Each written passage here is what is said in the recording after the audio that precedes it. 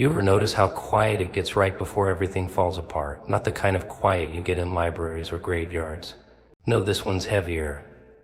It hums, it breathes, it knows. People keep walking around like everything's fine, scrolling, laughing, posing, pretending. But the air's got teeth now, and no one's paying attention. Not really. They think because the sky's still blue and the lights still turn on that the universe must be in a good mood. But see, when things get too comfortable, that's when the real danger creeps in. That's when the warnings come wrapped in whispers instead of sirens. They always say follow your gut, trust your instincts, listen to the little voice inside your head. But what they don't tell you is how easy it is to shut that voice up when everything around you is screaming convenience. See, comfort isn't peace. It's sedation. It's a velvet cage you decorate with likes, followers, and shallow dopamine until you forget the bars are even there. You get used to it. Used to the routine. Used to the pretending. And little by little, your instincts, the wild, primal, screaming things inside you, they stake a whisper. Then they start to fade. Then they're just background noise behind your playlist of distractions and curated happiness. You feel something's off. Of course you do.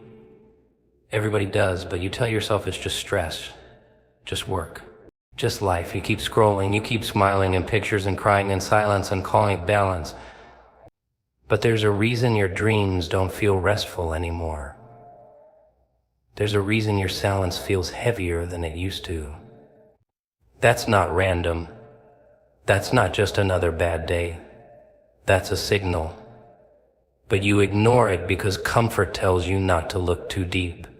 Because if you look too deep, you might see that the whole foundation you're standing on is cracked, hollow, and ready to cave. And oh, how you love that foundation, the habits, the relationships, the identity you stitched together from applause and approval. You love it because it feels safe, familiar. But just because something feels safe doesn't mean it's not killing you. Just because it's common doesn't mean it's sacred. You've turned red flags into decor, turned warnings into punchlines, turned accountability into offense. All because you've made a deal with comfort that says, I'll stay asleep if you keep pretending everything's fine. But the thing about instinct is, it doesn't die. It waits.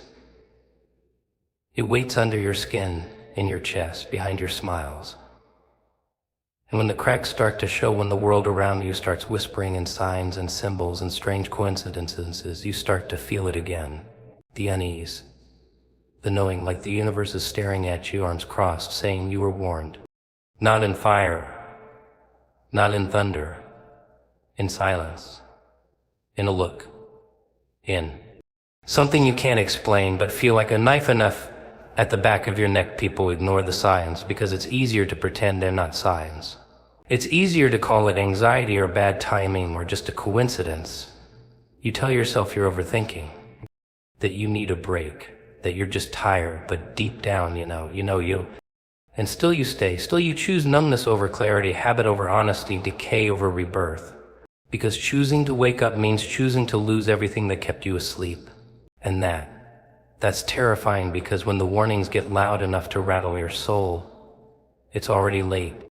Not too late, but late enough that the fallout has already begun. That unease you've been brushing off, that's not going away. That's not just some emotional static. That's your body trying to scream through the fog of your own denial. It's a spiritual alarm clock going off while you keep hitting snooze. But here's the thing, alarms don't stop ringing just because you're tired of hearing them. They get louder. They get sharper.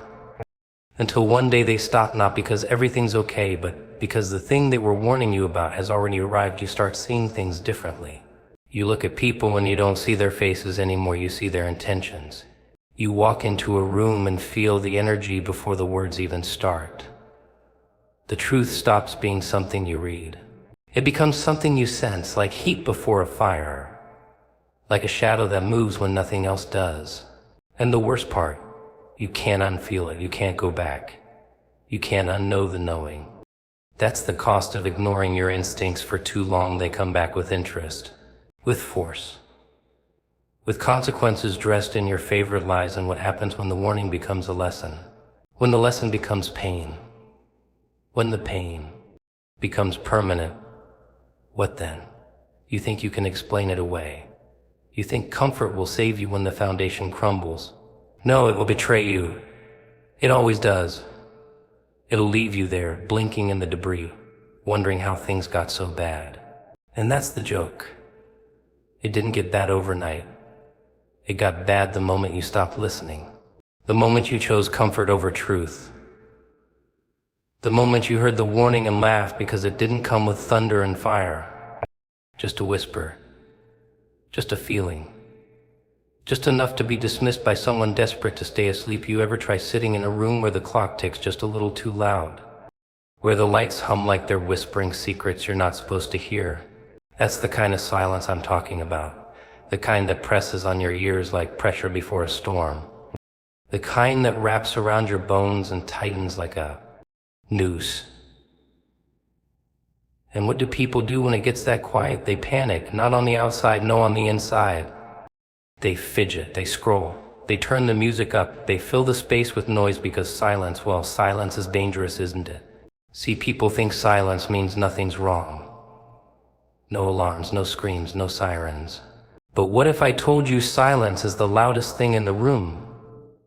What if I told you that silence doesn't mean peace, it means something's watching, waiting, something smarter than us, older than us, something that doesn't waste energy shouting when it knows whispers hit harder. People think danger arrives with drums and fire, but real warnings don't come wrapped in chaos. They come wrapped in stillness, in moments that don't make sense but feel too precise to be coincidence. In that sudden chill down your spine for no reason at all, you walk into a room and it's too quiet. You feel it, the atmosphere shifts like the air is holding its breath, like the walls have ears and the shadows just blinked. And you know something's not right. But instead of listening, what do? You laugh it off. You say you're just paranoid. You go back to your day, your phone, your playlists, your fake smile. Because acknowledging the silence would mean acknowledging something bigger, something you can't control. And that terrifies you. People don't fear silence because it's empty. They fear it because it's full of the things they're avoiding. Regret, guilt, shame. All the things they drowned in noise come back to float in the quiet. And in that quiet, that's where truth lives. Not the pretty kind, the sharp kind, the cuts. The kind that doesn't care about your version of the story. Because truth doesn't yell. It doesn't beg to be heard. It just waits. Waits for you to get tired of pretending. Waits for the masks to crack. Waits until you can't run anymore. And when it catches up, it doesn't knock, it slips in. Sits beside you. Leans close. And it doesn't need to speak because you already know what it's saying. You've known for a while, but you've been ignoring it, dressing it up in distractions, sedating yourself with comfort, all so you wouldn't have to deal with the fact that the silence was trying to save you. The warning wasn't the chaos, it was the calm before it. The moment before impact, when everything feels a little too still. That's when you should have paid attention. You think the universe is going to send you signs in big neon letters. You think when things are about to fall apart, there's going to be a countdown clock on your wall. No, the signs were always there. In the people who suddenly shifted, in the gut feeling you swallowed, in the way the room changed when certain names were spoken. But you ignored it because silence is easy to ignore when you've trained yourself to stay distracted. And when the consequences show up, you act surprised. Like you didn't see it coming. But deep down you did. And let's not pretend like silence doesn't change people. It does. Because once you really sit with it, once you let it sink in, you start to see, not just others, yourself. You see how long you've been lying. How often you smiled while your soul screamed. How many chances you had to leave, to change, to wake up. And how many times you hit snooze because it was easier to pretend you were okay. But silence doesn't lie. Silence reveals. And sometimes what it reveals is that the scariest part of your story wasn't the villains, it was how willing you were to ignore the warning. So maybe next time the room gets too quiet, don't turn the volume up. Don't fill the space. Don't scroll past the moment. Sit in it. Let it crawl under your skin. Let it ask the questions you've been too afraid to answer. Because maybe the silence isn't the threat. Maybe it's the last bit of mercy before the storm. Maybe it's the universe giving you one more chance before everything you ignored gets loud enough to make sure you never ignore it again. You ever watch someone walk straight into a mess with their wart? Like they knew it was coming, but still strutted into the fire like it was a red carpet. That's not bravery. That's delusion dressed in confidence. That's what happens when people think just because the consequences haven't arrived yet, they never will. You see them all the time grinning like gamblers, stacking bad choices like poker chips, thinking the house won't come to collect. But the house always collects. It just waits for the stakes to get high enough to hurt. People walk around thinking they've outsmarted fate. Like if they keep moving fast enough, talking loud enough, pretending hard enough, the truth won't catch up. They treat consequences like rumors, maybe real, maybe not, depends on who's talking. But the thing about consequences is they don't need validation. They're not waiting for your permission to exist. They're patient, silent, surgical. You'll think you got away with it. You'll think the silence means you're safe. And then one day, boom, the cost shows up, not in flames, in facts, in outcomes. In the echo of every choice you made, like a domino finally tipping. You don't get punished for the crime the second you commit it. No, that'd be too merciful. You get punished when it hurts the most.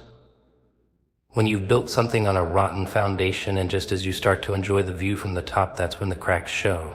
That's when everything starts to shift. That's when the smile fades and the panic sets in, and you start saying things like, how did this happen? As if you weren't the one stacking cards on wet sand. The whole time people like to think karma's a hammer. But no, it's a mirror. It doesn't hit you, it shows you. And what you see, that's the punishment. Seeing yourself clearly for the first time. Seeing how many times you ignored the signs, twisted the truth, justified the wrongs, all while telling yourself you were doing what you had to do. You weren't surviving. You were gambling. And the house doesn't forget. The universe doesn't lose count. Every skipped step, every sold soul, every smile you faked to keep the lie alive, it adds up. You thought you were being clever, but you were just buying time, and time, well, time's a cruel collector. It lets you believe you're in control. It lets you enjoy the illusion. But every second you delay the inevitable just makes it sharper when it arrives. You can outrun people, sure, you can outtalk them, outspin them, outplay them. But you can't outrun the math of your own actions. It all adds up eventually. And when the equation balances, it won't care about your excuses. It won't care how sorry you are, how hard you cried, how much you meant well. Consequences don't need closure. They just need truth. And isn't it funny how people act surprised when it all comes crashing down? Like the fire didn't start with the first spark they ignored. Like the fall didn't begin when they stepped off solid ground, one lie at a time. They scream about betrayal, bad luck, unfairness. But deep down, they know. They knew. Every time they felt that gut twist and still said yes. Every time they looked the other way. Every time they played innocent while pulling the strings. They knew. They just didn't think the bill would ever come due, but it always does. The universe is patient, not forgetful. It'll let you have your fun. It'll let you dance and dazzle and deceive. And then when it's time, it won't scream. It won't warn. It'll just balance the scale. That's the real horror, isn't it? That nothing exploded. That no one shouted. That it all just stopped. The calls, the smiles, the peace. It's not punishment, it's arithmetic. And in the silence that follows, you finally hear it. Not the sound of the crash, but the whisper that came long before, the one you ignored. The one that said, don't do this, but you did. And now you sit in the debris of your own decisions, trying to make sense of a ruin that was built brick by your own hands. And that's when you understand. The worst part isn't the fall. It's realizing you were warned. Realizing it was never fate or luck or sabotage, it was you. Every choice, every silence, every mask. And when that mirror shows you your reflection in the wreckage, that's when the real noise begins, and it's coming from inside. They always talk about monsters like they're hiding in closets or creeping under beds. Fangs, claws, shadows with red eyes. But the real monsters, the ones that eat you alive with a smile, they sit at your table. They shake your hand. They wear perfume and tell jokes. And remember your birthday. And maybe that's why it's so hard to run, because by the time you realize what they are, they've already rewritten your story and painted themselves as the hero. You see, monsters don't need to grow anymore. They manipulate. They flatter. They make you question your gut, twist your words, turn your instincts into paranoia. They dress up their destruction with charm, and you drink it like wine, calling it love. And even when you feel the poison, you say it's just a rough patch. Even when your light dims, you say maybe you're just tired. They don't destroy you all at once. No, that would be too obvious. They take little pieces. A laugh here, a boundary there, a dream you buried for them. And by the time you look in the mirror, you don't recognize the reflection anymore. But here's the magic trick. They never do the damage alone. They get you to help. Slowly, they make you complicit in your own unraveling. Make you apologize for bleeding. Make you explain why it hurts. And then this is the part one love, they act confused when you finally scream. They look at you like you're the crazy one. Because to them your suffering is only real when it's convenient. Your pain only matters when they can use it to make themselves look like the victim. And you let them. Not because you're weak, not because you're stupid, because you were loyal, because you were kind. Because you believed in people who sold you hope like it was candy but filled it with glass. And still, even after you bled, you kept reaching for more. That's the curse of being someone who feels deeply. You think everyone else does too. You think love means the same thing to them as it does to you. But to a monster, love is currency, control, a leash, a mirror they use to see how powerful they are, watching your soul crack while they smile and say they didn't touch you. And know how they hate it when you wake up. When you stop dancing for their approval. When you stop explaining yourself. When you stop crying in front of them. Because the moment you get quiet, the moment you look them in the eye and see the truth without flinching, that's when they panic. That's when the illusion shatters. Because now they can't hide behind your kindness. They can't hide behind your guilt. You've seen them. And once you've seen the monster, it can't pretend to be human anymore, but it doesn't end there. No. Because even when you walk away, they don't let go. They play victim. They gather spectators. They tell their version, one where you were unstable, ungrateful, unpredictable. And you sit there with the truth in your chest like a ticking bomb, watching everyone believe the performance. Because monsters don't work alone. They recruit. They charm the crowd. They turn the room against you until the only voice you trust is the one inside your own head, and even that, they've tried to rewrite. So what do? You stop arguing. You stop trying to convince anyone, because you realize the people who believed the monster never really saw you in the first place. They saw what they wanted. And now that the mask is off, they don't want the mess underneath. But that's not your mess to clean. That's not your lie to carry. You were just the mirror. And monsters hate mirrors unless they're cracked. You stop begging to be understood. You stop waiting for justice in a world that rewards pretty lies over ugly truths. You start rebuilding, quietly, furiously. You take your pain and you mold it into armor. You take your story and you turn it into a blade, not for revenge, not for applause, for clarity. So that next time when a monster smiles with kind eyes, you don't hand them your heart, you hand them distance. And you let them wonder how you survived.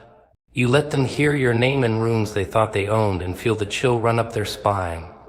Because nothing haunts a monster more than the prey that escaped, the one they didn't break, the one who saw everything and still chose to rise without them. Funny thing about silence, it's loud. Louder than screams. Louder than glass shattering or bones breaking. Silence isn't empty. Oh no, it's full. Full of the words that never got said, the apologies that never came. Lies that hung in the air like smoke and just stayed there. People underestimate silence. They think it means peace, stillness, but real silence, that's the aftermath. That's when the storm is over and you're standing in the ruins. Not sure if you're alive or just not dead yet. See, people love noise. Noise distracts. It covers the cracks, buries the doubts, muffles the truths that want to crawl out from under the floorboards. They laugh too loud, talk too fast, post every emotion online like validation is oxygen. But silence doesn't lie. It shows you it's real. And when someone goes quiet on you, not the fake kind, not the pouty kind, but really quiet, you better start worrying. Because that kind of silence is surgical. It's not passive. It's a decision.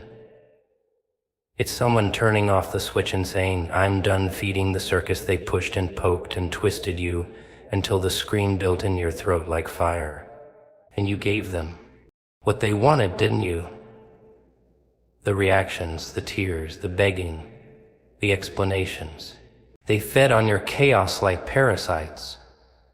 Because that's what people do when they think you're weaker. They provoke you, then call you crazy for responding. They set fire to your peace and then blame you for the smoke. And you tried to keep the peace, didn't you? Oh, you tried. You lowered your voice. You softened your rage. You tried to explain your hurt in a language they don't even pretend to understand, but they didn't want peace. They wanted power. So when you finally stopped arguing, really stopped, that's when it wanted to get interesting. That silence. It wasn't surrender. It was evolution. It was you realizing you don't have to explain truth to people committed to misunderstanding it. That you don't have to water yourself down for anyone who chokes on your depth. That silence isn't weakness, it's withdrawal from a game you never wanted to play in the first place, and oh, how it shakes them. Because they were counting on your noise. Your rage gave them purpose, your pain gave them control. But now there's just silence. No reaction, no explanation, just you breathing, healing, rebuilding in places they can't reach anymore. And they start to spiral because monsters only thrive in chaos. Remove the chaos, remove them. Now they're yelling into a void, hoping to provoke the old you, the one who used to bleed on cue, who used to dance for closure that never came, but you've changed the channel. You've stopped performing, and that silence, it's not just a lack of words, it's power. It's the sound of you pulling the plug, walking off their stage, letting them perform their victim script alone. Because you finally see it for what it is, a pattern, a cycle, a carefully crafted trap disguised as connection. And you've had enough, so you go quiet, and they call it cold, they call it poet-lartless. But it's neither. It's necessary. It's survival. It's rebirth. They'll call your silence revenge. But revenge requires focus. This isn't that. This is release. This is walking away not because you're bitter, but because you're bored. Because watching someone play villain and victim in the same breath gets old. Because you've realized some people don't want healing. They want attention. And you're done being their mirror, their confessional, their emotional punching bag wrapped in empathy. So now they sit there wondering what went wrong. They poke the silence, trying to find the crack. But there isn't one. Because you've sealed the doors, boarded the windows, moved the hell on. And they'll keep spinning, writing stories about who you are, what you meant, why you left. But it won't matter, because you're